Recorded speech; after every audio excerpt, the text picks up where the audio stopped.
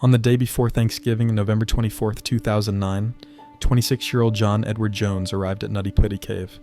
John was no stranger to caving, having explored them in his youth, and on this trip, he was joined by his brother Josh and other family and friends. His objective for the day was seemingly innocent, a nostalgic trip to explore the cave, perhaps aiming for the well-known birth canal passage.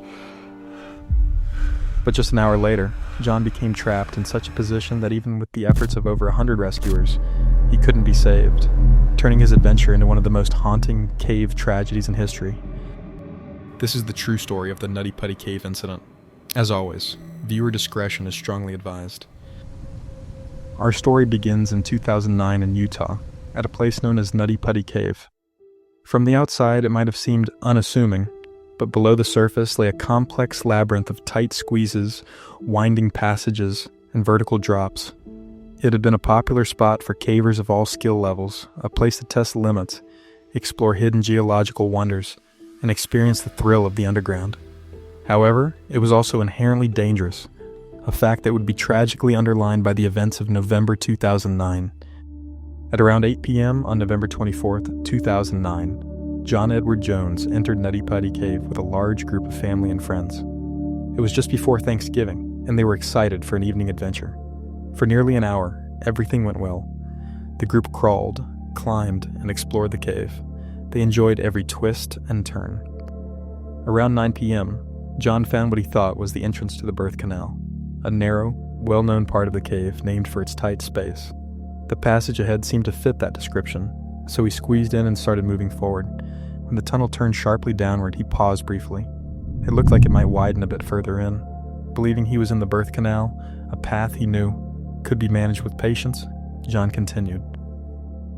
But he was mistaken. He wasn't in the birth canal. He had entered a different, uncharted tunnel in another part of the cave, one so tight and dangerous that it had never been officially mapped. Unaware of the danger, John crawled deeper, until he couldn't move anymore. He was stuck, head first, in a nearly vertical shaft, no wider than a front-loading washing machine. His feet were about 6 feet past the constriction, and he was stuck upside down, with one arm pinned to his side and the other above his head. He realized his mistake and attempted to turn around, but the passage was too tight, and his size made it impossible. He was trapped, and gravity was only forcing him further into the crevice. The rescue efforts began quickly, but the challenges were immense. Rescuer Brandon Kowalis, a seasoned caver and cartographer who had mapped Nutty Putty Cave in 2003, was called in for assistance. He arrived to a scene of mounting tension, with John already going downhill, drifting in and out of consciousness, and speaking incoherently about seeing angels and demons. The rescuers faced an almost impossible task. The passage was so incredibly tight that Brandon could only squeeze in feet first beside John, confirming that it was impossible for John to turn around himself. John's body, already stiffening, was an immovable obstacle. Several rescue methods were attempted.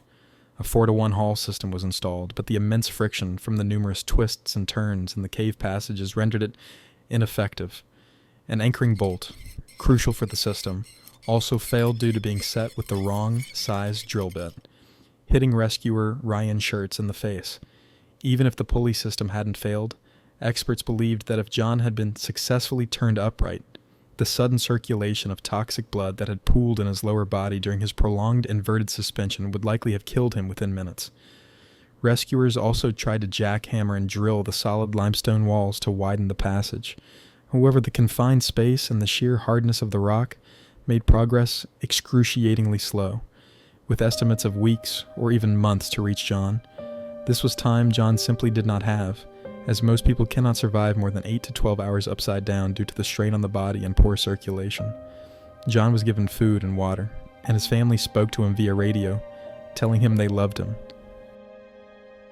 Despite being trapped for approximately 27 hours, far beyond the typical survival window, John's condition deteriorated. Brandon Kowalis, who was the last person to see John alive, observed his labored breathing and the stiffness in his legs. At 11:52 p.m., John Edward Jones was pronounced dead.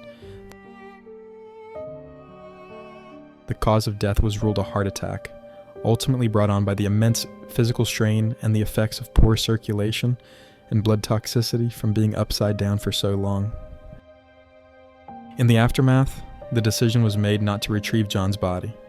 rescuers determined that the risks were too high.